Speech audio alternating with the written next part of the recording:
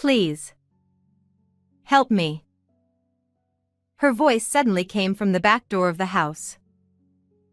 As I was processing this, she appeared with a pale face, swaying slightly. Why? You were just... Yes, the mother-in-law had passed away and had been cremated the day before. What on earth is happening? She slowly beckoned me, and my back was drenched in cold sweat, my mouth dry with fear. Is this a dream? Terrified, I squeezed my eyes shut. My name is Eleanor. Until I met my husband Paul, who is 3 years older, I had no luck in love and led a lonely, work-centered life. When I fell ill and went to the hospital, the doctor who attended to me was Paul. After that, we kept bumping into each other in town and at the supermarket, and we naturally started talking. With his approach, our relationship progressed quickly to marriage. However, living with his parents was unexpected. His father Dean was the director of the hospital where Paul worked, and a strict man devoted to his job. On the other hand, his mother Arya was gentle and kind, welcoming me warmly. If Arya is here, maybe I can manage too. Becoming a housewife at my husband's request, I decided to try my best with Arya's guidance. I want to have children as soon as possible. Ever since we got married, Paul had been saying this almost as a mantra. Thinking he would make a doting father, I also made efforts to prepare my body for pregnancy. 2 years later, we had a long-awaited baby boy, whom we named Logan. Eleanor, thank you. Thank you so much. In the postpartum hospital room, my husband cried with joy. However, once we were home, he admired Logan from a distance and did not participate in childcare. Today is your day off, isn't it? Could you feed Logan while I hang the laundry? That's your job, isn't it? If I do the childcare too, what's the point of you being here? Laughing, Paul returned his gaze to the TV. At first, I thought he was joking, but it turned out he wasn't. It started when Logan began crying at night. I can't sleep because of the noise. Make him stop crying quickly. He yelled at me while snapping at the crying Logan. Startled by his voice, Logan cried even more intensely, so I took him to the living room to soothe him. But he wouldn't stop crying, and as I was at a loss, Paul drove us to the entrance. Don't come back until he quiets down. If I become sleep-deprived, many patients will be inconvenienced. You're his mother, so get a grip. Feeling like he was talking about someone else, I could only sigh. This is too much. While soothing Logan, I rubbed my sleepy eyes at the nearby park, and Arya came to check on us in her nightgown. Are you okay? I'll take over, so take a little rest. I'm sorry. Thank you. For me, who was rebuffed by Paul, Arya was the only one who understood. Thanks to her help during the tough nights, I managed to get through it.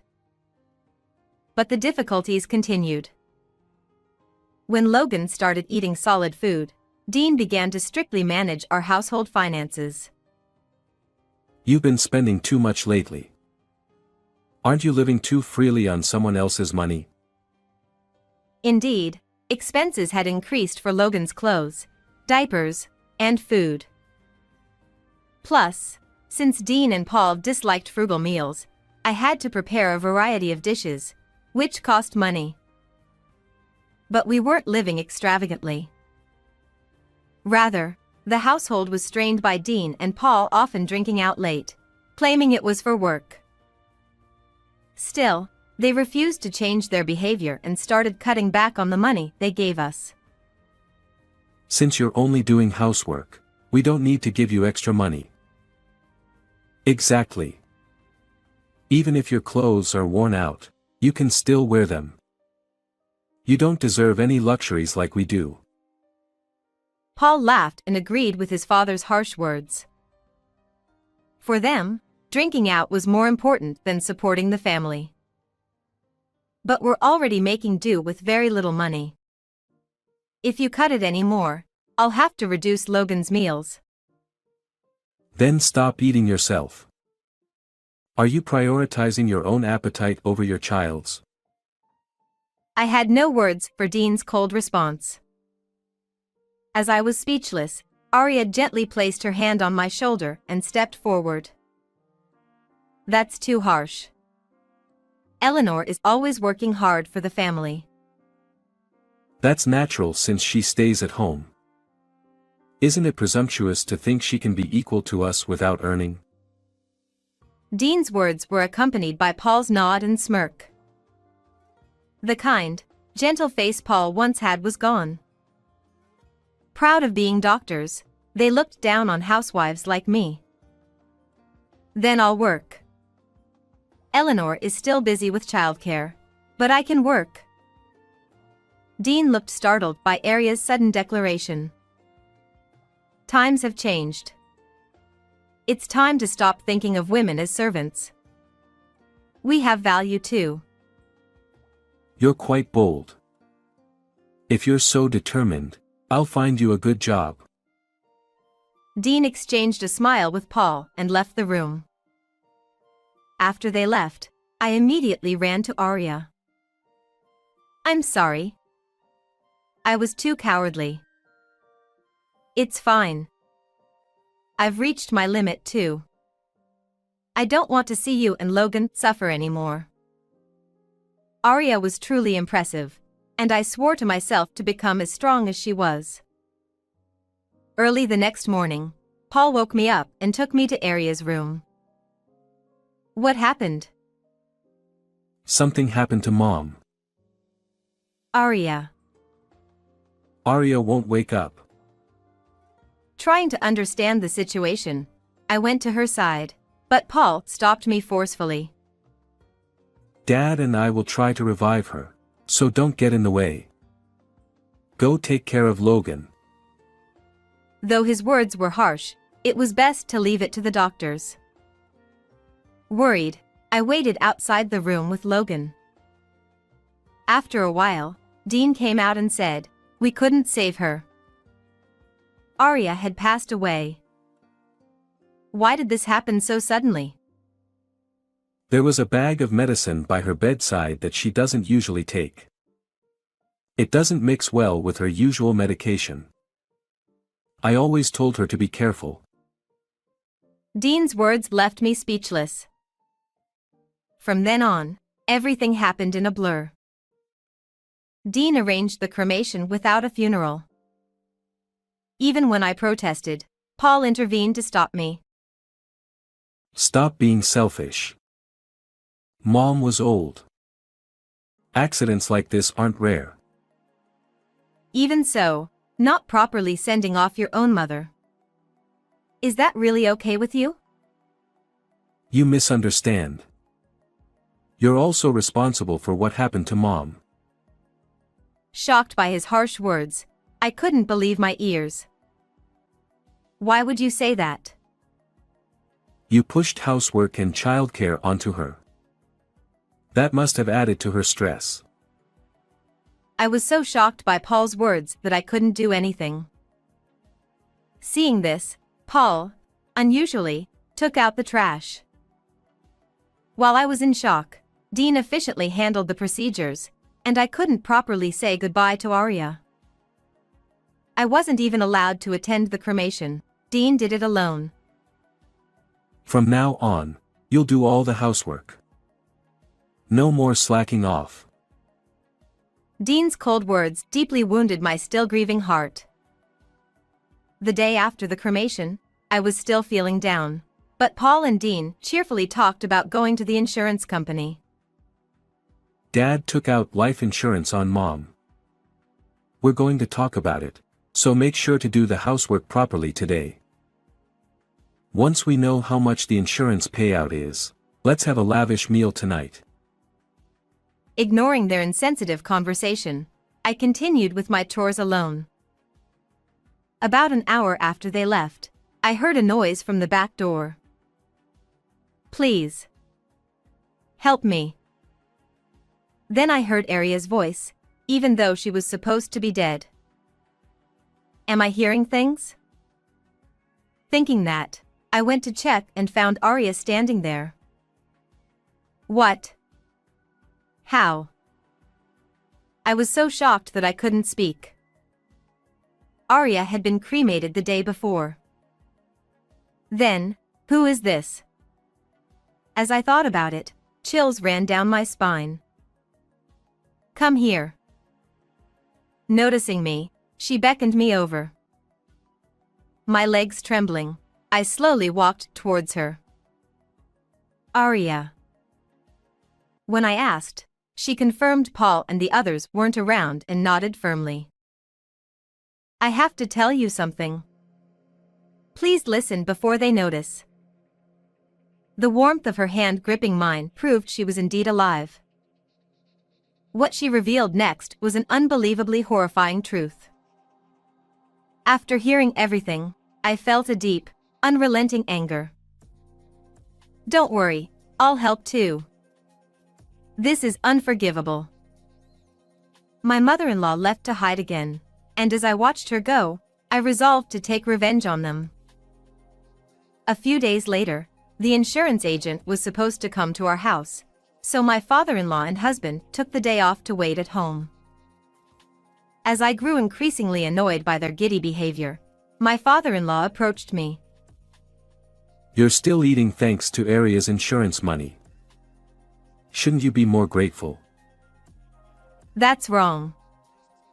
I'm not happy about it at all. Women who can only rely on others are never grateful for money. He laughed derisively and plopped down on the sofa. Next to him, Paul smirked. Then the intercom rang.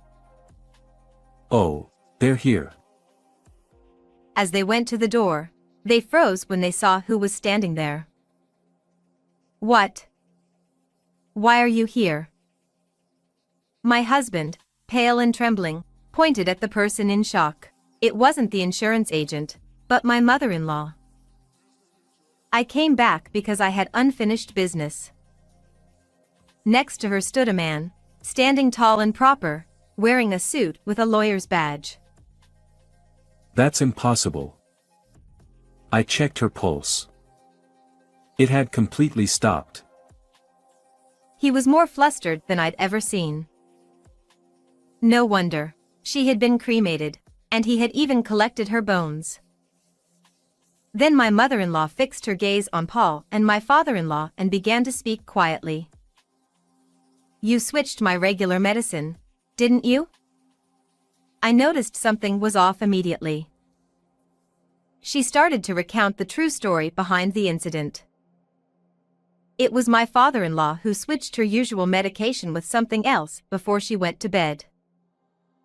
I haven't forgotten how you laughed in my ear as I was suffering, unable to speak. I don't know anything about that. It's all lies. As my mother-in-law pressed him, he backed away, overwhelmed by her determination. I checked to make sure. And we had a cremation ceremony. Why are you here? Maybe God saved me? That night, her heart had indeed stopped. After my father-in-law's final check, she was taken to the funeral home, where miraculously, she regained consciousness. You must have adjusted the dose so that you could deny it if the police investigated. That's why I barely survived. Just before being cremated, she made noise inside the coffin and was discovered by the funeral home staff. Knowing her family was behind it, she decided to hide temporarily. The funeral director, being an old acquaintance, helped me with the plan. We even staged the ceremony. Thanks to the funeral home's cooperation, they successfully deceived my father-in-law. She then presented some documents to the two of them. While hiding, I did some investigating. A $100,000 life insurance policy was taken out just a few months ago, and I knew nothing about it. It was my father-in-law's policy, with him as the beneficiary. Faced with this evidence, my father-in-law was speechless and clicked his tongue in frustration. You didn't die as you were supposed to, making me look like a fraud. You've disgraced me. Instead of expressing remorse, he only blamed her. Unable to bear it, I stepped forward. That's not all. This is a crime. You tried to kill my mother-in-law. I won't forgive you. Then, my husband, who had been trembling, suddenly moved behind me and glared at his father. I didn't want to do it. But Dad made me. I'm a victim too. What? You were the one who planned the insurance scam. As my father-in-law advanced on Paul, I retreated to my mother-in-law's side. If you hadn't wasted money on cabaret girls, we wouldn't be in this mess. You spent all our savings, you idiot. You did the same, ordering expensive drinks and being surrounded by young girls. You enjoyed it too. It was the most pathetic family quarrel I'd ever seen. As we stood there in disbelief, my father-in-law suddenly smirked as if he had an idea. Right. Arya said I switched her medication, but there's no proof. The evidence would be long gone by now, so you can't prove it, right? Yeah, I threw the medicine packet out that morning, so it's gone. Dad, you're so smart. Thinking they had found a way out, they didn't realize I had been waiting for this moment. We signaled the lawyer, who pulled out a plastic bag containing the medicine packet. They recognized it immediately. How is that here? I threw it out. Yes, but garbage isn't always collected immediately. Paul, who never did any housework, didn't know that trash collection schedules vary. He had thrown it out with the burnable garbage, but that day was for recyclable trash, so our bag was left behind. After hearing my mother-in-law's story the day after the cremation, I retrieved the packet and handed it to the lawyer. Fingerprints from both of you were found on it. Clear evidence of the switch. Hearing this, my father-in-law collapsed like a puppet with its strings cut. But Paul, eyes full of tears, clung to my feet. Listen. Dad's target was you, not Mom. Oh. And? You're younger and do housework, right? I protected you because of the kids and all. Maybe he said this hoping for forgiveness. But I confronted him, veins bulging in anger. So you tried to kill your own mother and expect me to be grateful? I'm your savior. Instead of replying, I picked up my phone to call the police. Please, don't. I needed the money because I was tricked by a woman. Dad did it too. We had to do this to protect the family. Understand? How could I sympathize with someone who tried to kill Arya over something so trivial? I despise you. The police arrived shortly after I called, and the two were taken away. As the tension released, we collapsed, unable to stop the tears. Later, they were found guilty and sentenced to a long stay in prison. Besides the insurance fraud, they had previously falsified medical reports for money. All this to impress cabaret girls, utterly pathetic. My mother-in-law and I claimed $30,000 each in damages, which they reluctantly paid in full. We used the money to move to a new place and start a new life with our son Logan. We're pouring all our love into raising him to value family over money. How was this story? Don't forget to subscribe to the channel.